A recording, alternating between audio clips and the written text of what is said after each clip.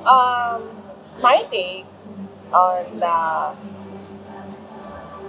the demand to take a drug test, no, for a government official, for all government officials, especially the president. Nakatali yon sa kanyang oath. Um, when he took the oath as president, he said there that I consecrate myself to the service of the nation. So, ibig sabihin nun, ibinibigay niya yung buhay niya sa bayan. So, ibig sabihin nun, ang nagmamayari ng buhay niya ngayon ay ang taong bayan. So, kapag sinabi ng taong bayan na gusto namin mag-drug test ka, hindi ka pwedeng hindi. As president, as vice president, hindi ka pwedeng humindi. Kasi that is a question on your competency to lead.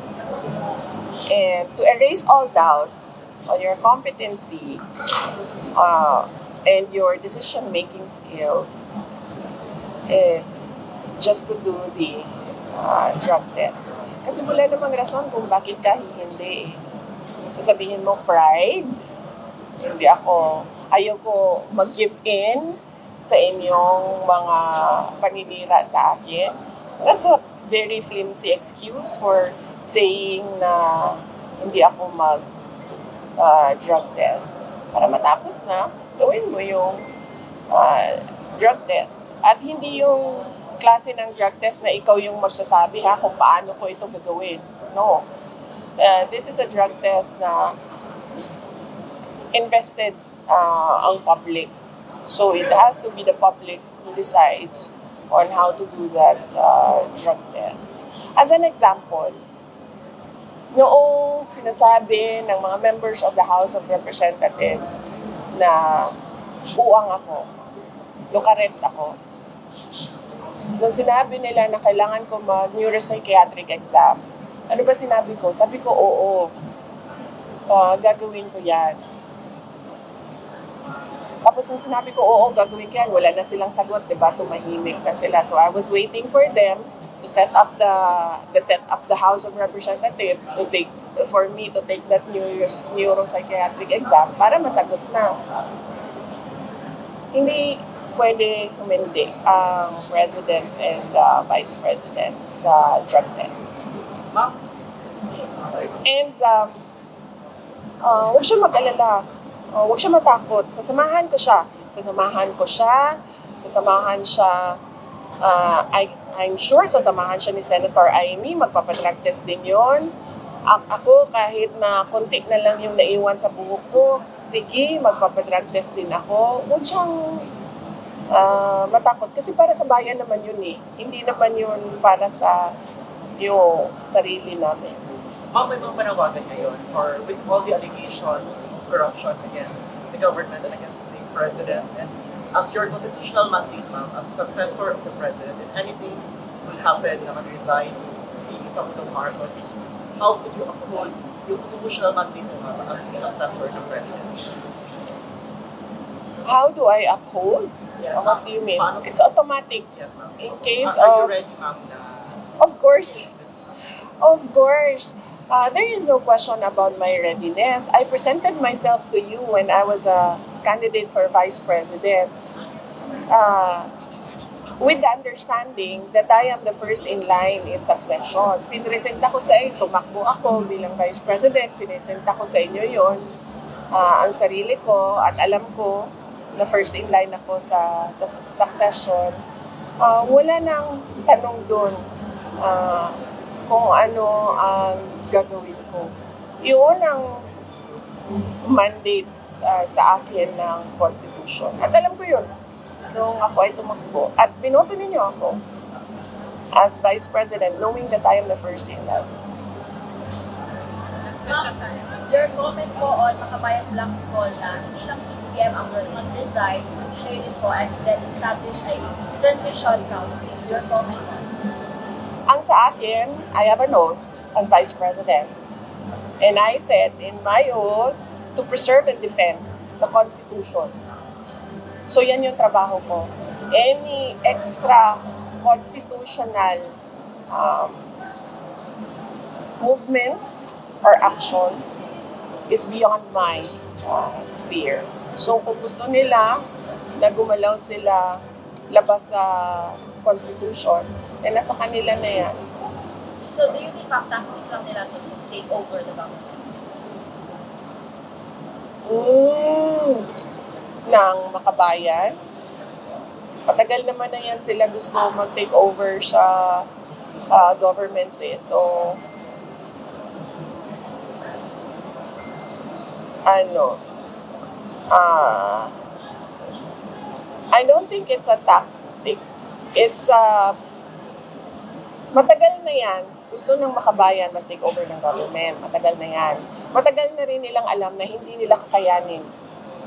At saka hindi nila magagawa yan. Kaya ang ginagawa nila, naghahanap sila ng mga pangulo, mga presidente, kung saan nakikipag-negotiate sila na tumutuloy yung kausa nila o kung ano man yung pinaglalaban nila dyan, na merong understanding na pinapayagan kami ng presidente. So sa tingin ko, hindi ko masabi kung bakit nila pinapatanggal si Marcos, pero sa tingin ko, alam nila na walang negosasyon sa akin tsaka sa makabayan.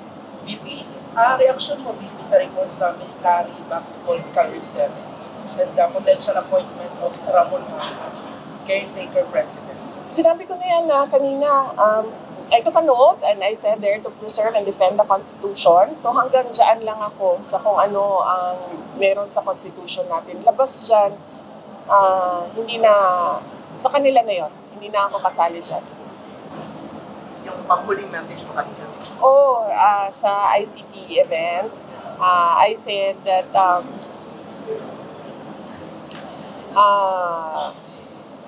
we are behind, no?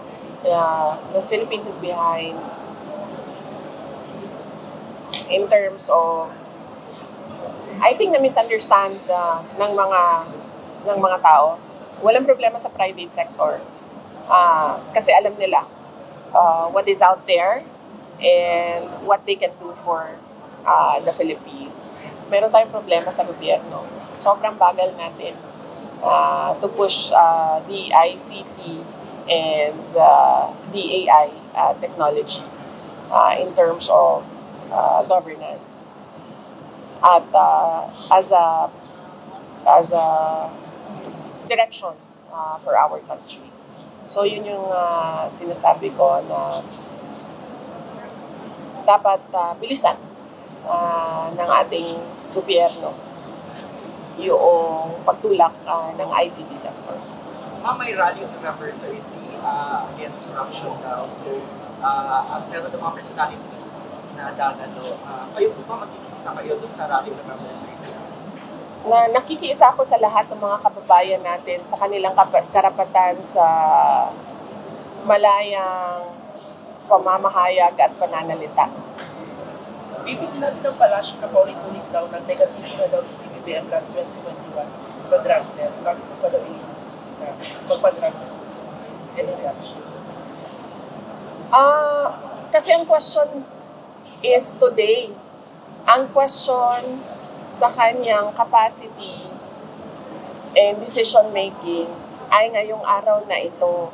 Hindi siya tanong noong na dated 2021. The question on the capacity and the decision making capacity of the president is dated November. Ano date ngayon? Year lang. 25. It's dated November 25, 2025. Therefore, the drug test must be taken November 25, 2025. Kasi ngayon yung tanong, hindi naman ang tanong nung 2021 eh. Hindi ma-dated 2021 yung tanong. Ang sinasabi ni Senator Amy, kailan ba yun? Siya nagsalita. Last Sunday? Last Sunday yun. That is the date. Alam, mahilig lang kasi yung palasyo ba na i-gaslight yung mga tao at ilihis yung usapan. Maybe may payo ka ngayon sa gobyerno kasi nagkakagulo na laganap ng corruption. Baka may payo ka, vice advice. Ayoko nang magpayo sa kanila kasi nakikita naman natin na wala silang sinseridad para sa taong bayan. Ayoko na magbigay ng payo sa kanila kasi kitang-kita na wala silang sinseridad sa kalagayan ng taong bayan at kung saan papunta ang ating bayan. Ano mas mahal sa mga coalition? Sa December 25? Oh yes, oo. So, malayo siya. Ano dili? Ay, so, first time daw na RD, or sinama. Oh, no. Ang pahalipay sa Taal, there were years na wala si former President Duterte nag-attend sa pahalipay sa Taal pero naagihapon.